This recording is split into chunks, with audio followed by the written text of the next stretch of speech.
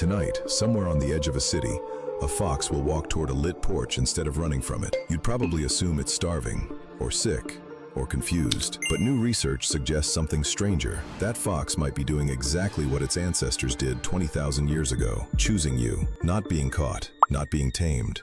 Choosing. For most of human history, we told ourselves a simple story. Humans went out into the wild, found animals, and through patience and cleverness, tamed them. We were the active ones. Animals were the passive ones. We bent nature to our will. That story is wrong. And it's not wrong in some minor, technical way that only matters to biologists. It's wrong in a way that flips the entire relationship on its head. It means every dog sleeping at the foot of a bed tonight, every barn cat, every animal we consider a companion rather than prey, might exist, not because we were clever enough to capture it, but because it was brave enough to walk toward us first. The answer changes everything we think we know about domestication, about who was really in control of that process, and about whether wild and tame were ever as separate as we assumed. Because the evidence now points to something almost uncomfortable. In nearly every case scientists have studied closely, the animals approached us first. Let's start with the animal we know best.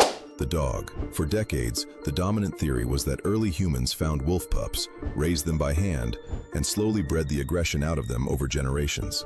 Active taming, deliberate breeding, humans as engineers of a new species. But in the 1990s, biologist Raymond Coppinger proposed something radically different, based on decades of studying working dogs and wild canids. He argued that domestication wasn't something humans did to wolves.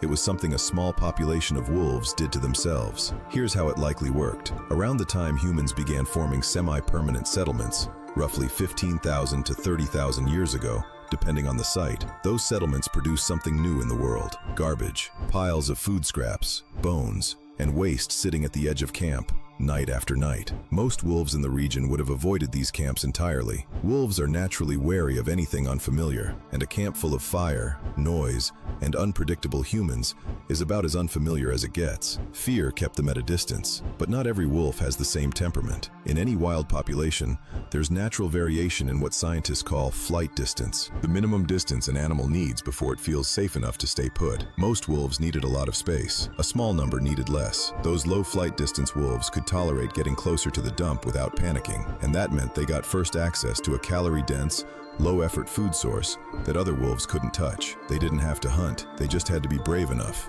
or calm enough, to sit at the edge of camp and wait. Over generations, those bolder, calmer wolves outcompeted their more anxious relatives, not because humans selected them, but because their own temperament gave them an economic advantage. They ate better, they survived better, they reproduced more.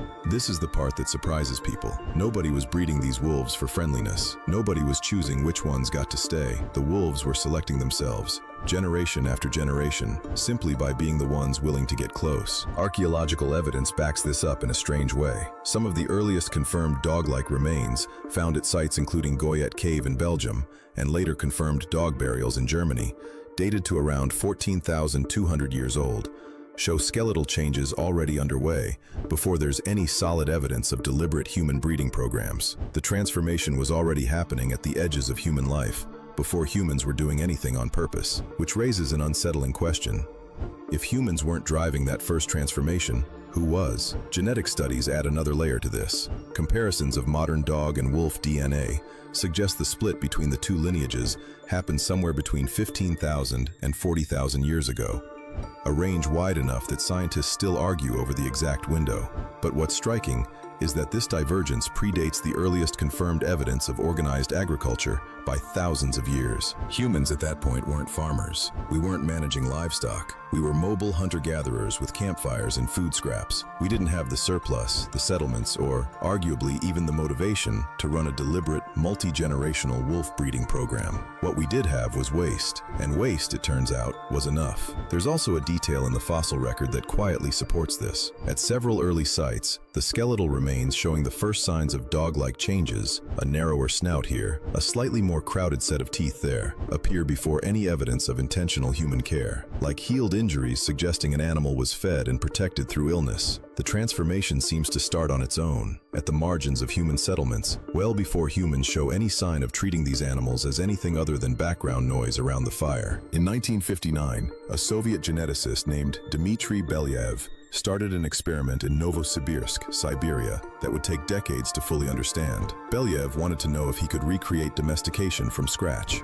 in real time, using a completely wild animal. He chose silver foxes, close relatives of the ones now wandering into suburban backyards. His method was almost absurdly simple. Each generation, he tested the foxes for one single trait: how calm they stayed around humans. The calmest, least fearful individuals were bred with each other. Nothing else was selected for. Not coat color, not size, not shape, just tameness. He expected it might take a very long time to see meaningful change, if it happened at all. By generation 6, something happened that nobody predicted. A small number of fox kits started wagging their tails at approaching humans. Their ears, instead of standing upright and alert, began flopping down. Some developed patches of white fur on their coats. Their skulls became slightly smaller and rounder.